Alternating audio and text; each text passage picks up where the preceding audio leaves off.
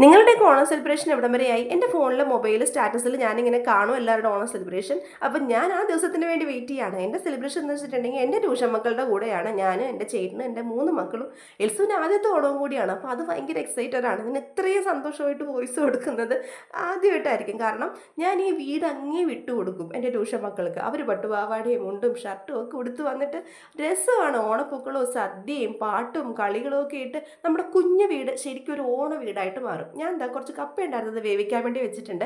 എൻ്റെ കിച്ചണും വീടും എന്താ ഇപ്പോൾ ഇങ്ങനെ വൃത്തിയിൽ കിടക്കുന്നത് നിങ്ങൾ കണ്ടോളണം. നാളെ ഇങ്ങനെ ആയിരിക്കില്ല.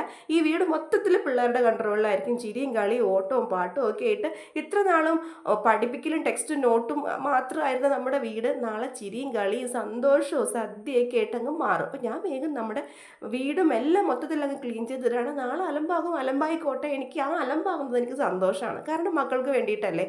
ആ ഒരു ദിവസം നമ്മുടെ വീട്ടിലേക്ക് അങ്ങനെ തന്നെ ഓണം വരാമെന്ന് തോന്നും. നിങ്ങൾ പറഞ്ഞ പോലെ പ്രഷറെല്ലാം പോയ ശേഷമാണ് ഞാനിപ്പോൾ കുക്കർ തുറക്കണത്. അത്രയും ഹാപ്പിനെസ്സിൽ ഞാൻ എന്താ വോയിസ് ഓവർ കൊടുക്കുന്നത് ആദ്യമായിട്ടാണ് കേട്ടോ. കപ്പ വേവിച്ചത് കുറച്ചെടുത്ത് ഞാൻ മാറ്റി വെച്ചിട്ടുണ്ട്. നാളെ ഇച്ചിരി വേറെ എന്തെങ്കിലുമൊക്കെ നമുക്ക് ഉണ്ടാക്കാമല്ലോ.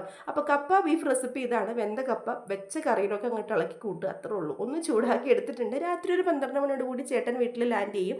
എയർപോർട്ടിൽ ലാൻഡ് ചെയ്യും. 12 മണിക്ക് വീട്ടിലെത്തും. അപ്പോൾ കപ്പയും ബീഫും ഒക്കെ റെഡിയാക്കി ജനനായകൻ സിനിമയും കണ്ട് രാത്രിയത്തെ ഭക്ഷണം ഞാൻ വേഗം കഴിക്കും.